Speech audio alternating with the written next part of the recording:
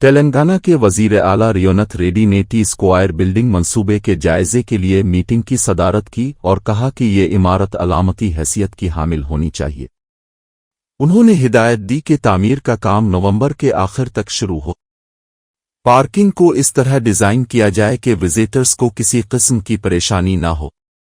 عالمی برانڈز جیسے ایپل کے لیے مخصوص جگہیں مختص کی جائیں گی۔ کیمپس میں ایک خصوصی یوٹیلیٹی زون بنایا جائے گا اور اسے 24/7 فعال ٹیک ہب کے طور پر چلایا جائے گا۔ انجینئرنگ سٹاف کالج میں عارضی اے آئی ہب قائم کرنے کے امکانات زیر غور ہیں۔